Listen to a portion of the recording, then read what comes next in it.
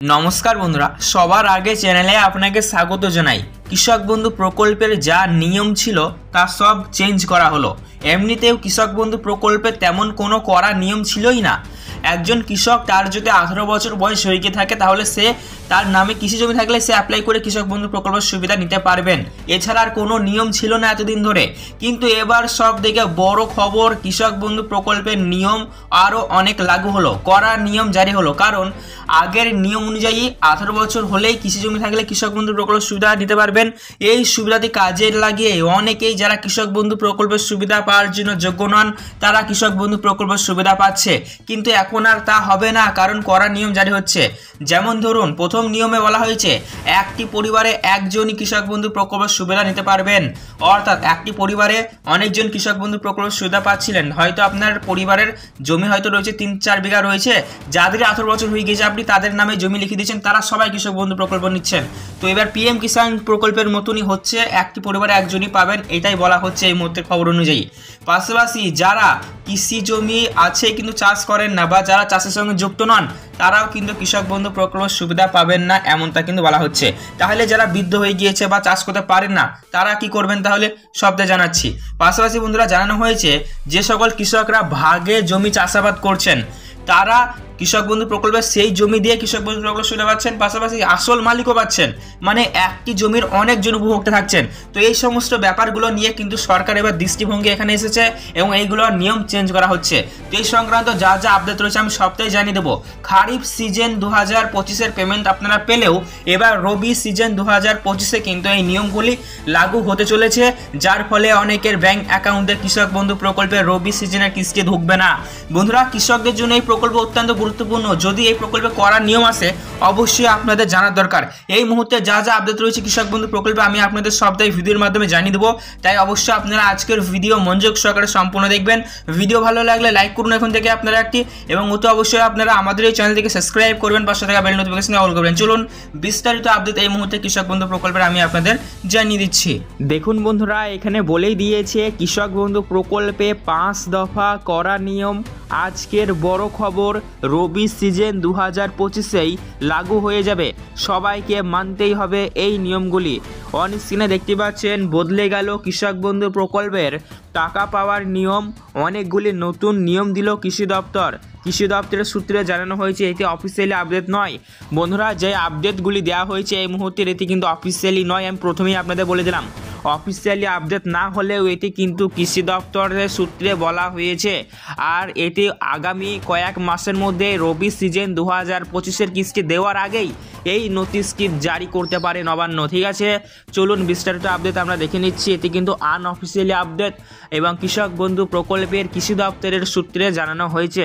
ঠিক আছে, আর যে কোনো দেখবেন সিদ্ধান্ত নেওয়ার আগেই আগের সূত্রে খবর চলে আসে, আগের সূত্রের খবর চলে আসে তারপর সেটা ফাইনালাইজড হয়।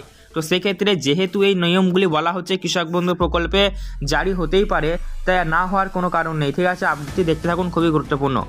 বন্ধুরা আপনারা জানেন কৃষকদের জন্য এই কৃষক বন্ধু প্রকল্প অত্যন্ত গুরুত্বপূর্ণ, কারণ বছরে দুবার খারিফ এবং রবি 2 সিজনে আপনাদের আর্থিক সহায়তা দেওয়া হয়। প্রতি বছর একজন কৃষক তার জমির পরিমাণ অনুযায়ী কিন্তু এই প্রকল্পের সুবিধা পেয়ে যান। আপনার জমির পরিমাণ যদি 1 একরের কম হয় তাহলে বছরে আপনি সেক্ষেত্রে 4000 টাকা পাবেন, এবং আপনার জমির পরিমাণ যদি 1 একরের বেশি হয় তাহলে সেক্ষেত্রে আপনি বছরে 10,000 টাকা পাবেন। যার কারণে মূলত কৃষক বন্ধু প্রকল্প রাজ্যের কৃষকদের জন্য অত্যন্ত গুরুত্বপূর্ণ। তো এবার দেখুন আমি আপনাদের আরও একটি কথা বলে রাখি, এই যে নিয়মগুলি বলা হয়েছে নিয়মগুলি কিন্তু রবি সিজন 2025-এ লাগু হতেই পারে, না হওয়ার কোনো কারণ নেই। প্রথম নিয়মে বলা হচ্ছে দেখুন একজন পরিবারে একজনই শুধুমাত্র কৃষক বন্ধু প্রকল্পের সুবিধা নিতে পারবেন। বন্ধুরা একটি পরিবারে একজনই কৃষক বন্ধু প্রকল্পের সুবিধা নিতে পারবেন। পিএম কিষাণ প্রকল্পে এমনিতেও এই নিয়ম জারি অলরেডি হয়ে গিয়েছে, আপনারা শুধুমাত্র একজনই নিতে পারেন।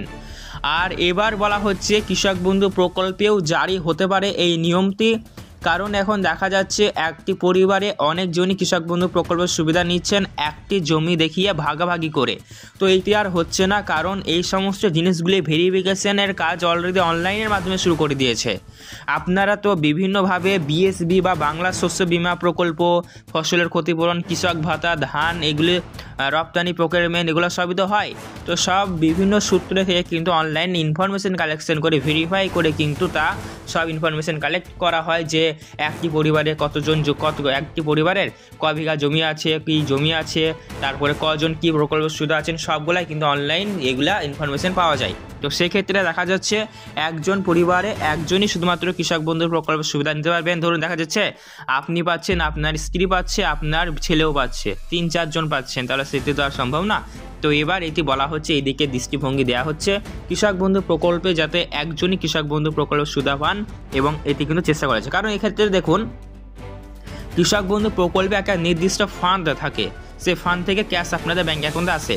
এবার যদি একটি পরিবারে অনেকজন কৃষক বন্ধু প্রকল্পের সুবিধা পান, তাহলে যারা যোগ্য কৃষক, যারা সবেমাত্র আবেদন করেছে, তারা তো বঞ্চিত থেকে যাবে, কারণ আপনারা সেই পদগুলো নিয়ে আসেন, তাই না? তো সেই ক্ষেত্রে এবার এইটি কিন্তু কড়া দৃষ্টিতে দেখা হচ্ছে। পাশাপাশি 2 নম্বরে দেখুন বলা হয়েছে একজন কৃষক একটি জমি দিয়েই, মানে একজন কৃষকের একটি জমি থাকতে হবে, এবং সেই জমি দিয়ে দেখা যাচ্ছে অনেকজনই কৃষক বন্ধু প্রকল্পের সুবিধা পাচ্ছেন, তা কিন্তু হবে না। আপনার জমি আছে, আপনি ভাগে কাউকে দিয়েছেন, সে নিচ্ছে সেই জমি দিয়ে কৃষক বন্ধু প্রকল্পের সুবিধা আপনি নিচ্ছেন, তা হবে না। একটি জমির একজনই উপভোক্তা থাকতে হবে, এই নিয়মটাও কিন্তু বলা হয়েছে। মানে কৃষক বন্ধু প্রকল্পের একটি জমির একটি রেকর্ড দিয়ে একজনই আবেদন করতে পারবেন, আর কিন্তু আবেদন করা যাবে না। আর এবার থেকে আবেদন করলে আবেদন রিজেক্ট হয়ে যাবে, ঠিক আছে? পরবর্তী আপডেটে দেখুন কি বলা হয়েছে, যে সকল কৃষকদের জমি থাকলেও তারা চাষের সঙ্গে যুক্ত নন, তারা কৃষক বন্ধু প্রকল্পের সুবিধা নিতে পারবেন না। মানে আপনার জমি আছে, আপনি চাষই করেন না, কৃষক বন্ধু পাচ্ছেন, তা হবে না। এবার তাহলে আপনাদের এখানে একটি কথা বুঝতে হবে, যারা কৃষিকাজ করতে পারছেন না কোনো কারণবশত, সেটা শারীরিক অক্ষমতার কারণ হতে পারে বা বয়স হয়ে গিয়েছে তাও হতে পারে, তাহলে তারা কি পাবে না? তো এই নিয়ে কোনো কিছু স্পষ্টভাবে বলা এখনো হয়নি, তবে একটুকুই বলা হয়েছে যারা কৃষি জমি আছে, চাষ করছে না, তারা কৃষক বন্ধু প্রকল্পের সুবিধা পাবেন না। তবে হ্যাঁ, এগুলি আবারও ভেরিফাই করা হবে যখন নোটিশ দিবে এই বিষয় নিয়ে, যে নিশ্চয় আজ থেকে কৃষক বন্ধু প্রকল্পের নিয়ম চেঞ্জ করা হলো, নিশ্চয়ই নোটিশ প্রকাশ করা হবে, তখন কিন্তু এগুলি সবই যাচাইকরণ করা হবে। এইটা কিন্তু সূত্রের খবর, অফিসিয়ালি নয়। তাই এখন কোনো কিছু বলা যাচ্ছে না যে যারাই চাষ করেন না তারাই প্রকল্পের সুবিধা পাবেন না, এমনটা বলা যাচ্ছে না। তবে যখন নোটিশটা দিবে তখন এসব নিয়ে ভেরিফাই হবে, তখন কিন্তু এই নিয়মগুলো আপনারা ভালোভাবে আরও বুঝতে পারবেন। আমি আপনাদের তখনও ভিডিও দিয়ে দেবো, তাই অবশ্যই আপনারা আমাদের এই চ্যানেলটিকে সাবস্ক্রাইব করুন, পাশে থাকা বেল নোটিফিকেশন দিয়ে অল করুন। বন্ধুরা, আরও একটি আপনাদের খুশির খবর দিয়ে রাখি, কৃষক বন্ধু প্রকল্পে বছরে 2 বার খারিফ এবং রবি 2 সিজন মিলিয়ে আপনাদের ব্যাঙ্ক অ্যাকাউন্টে আর্থিক সহায়তা আসে, তাই তো? এবার রবি সিজন 2025-এর যে পেমেন্ট, তা দেওয়ার ফাইনাল তারিখ দেওয়া হয়েছে। আপনারা সরাসরি কৃষক বন্ধু প্রকল্পের রবি সিজন 2025-এর কিস্তি পাবেন ডিসেম্বর মাসের প্রথম সপ্তাহ থেকেই, এমনটাই আপডেট রয়েছে, একদম ফাইনাল আপডেট।